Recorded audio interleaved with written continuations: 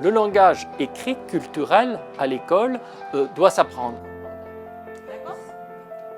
De bien faire le lien entre apprendre à lire, c'est aussi apprendre à écrire, et que les deux se combinent dès le départ, qu'on n'attend pas de savoir lire pour écrire, et qu'on n'attend pas de savoir lire pour apprendre à comprendre.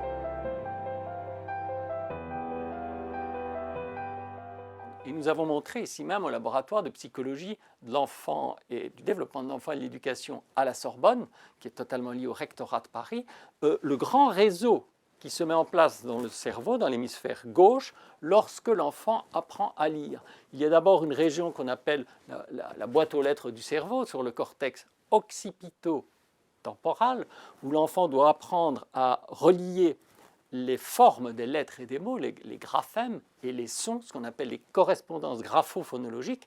Donc le cerveau doit être entraîné à faire cela. C'est un travail de dentelle, de précision sur le langage écrit. Ça se fait en général en CP, mais on peut commencer à démarrer en maternelle. Sur l'attitude, au niveau de l'attitude d'élèves, ce sont des élèves qui connaissent, ou en tout cas qui ont compris que la connaissance des lettres, la conscience phonologique, il y avait un enjeu derrière qui était l'apprentissage de la lecture. Et tout cela est très important parce que notre cerveau est formidable.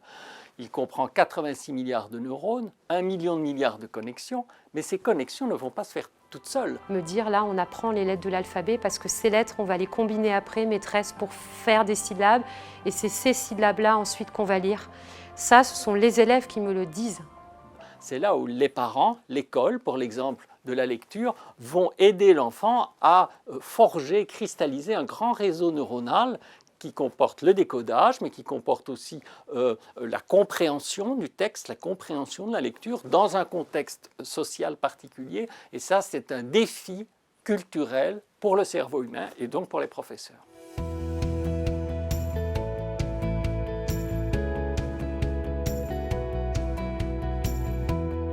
Donc il faut aussi faire des maths à l'école maternelle et pas attendre trop tard, parce que déjà le bébé fait des maths avec ses yeux. Le fait d'avoir des petits groupes, ça permet aux élèves de mettre des mots sur ce qu'ils ont fait, comment ils ont fait, quels outils ils ont utilisés. Notre cerveau est également composé de réseaux neuronaux très sensibles aux autres, ce qu'on appelle le sens social.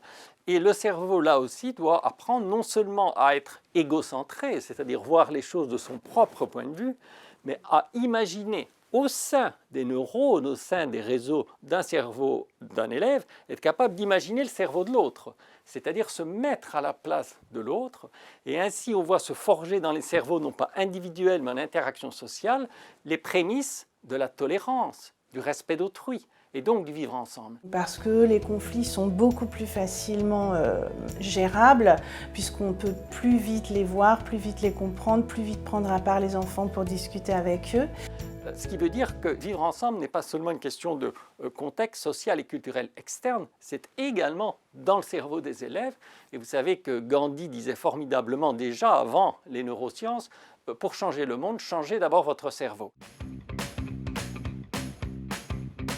Il faut tenir les deux, la science d'un côté et les pratiques pédagogiques et la formation des professeurs avec des dispositifs en effet de dédoublement d'effectifs, de formation continue et aussi, j'insiste, d'expérimentation. Et en fait, le contenu de ces formations, c'est les recherches et c'est les résultats des recherches, donc je pense qu'il y a ça. Et ensuite, il y a eu l'opportunité à un moment de réunir les enseignants et de les, entre guillemets, mettre à jour nos connaissances. Les professeurs peuvent expérimenter avec les laboratoires. Comme pour l'élève, quand le professeur est acteur de son expérimentation, eh bien, il y a une loi de l'intérêt qui se prouve et qui fait que le professeur va co-construire cette science de l'éducation avec nous.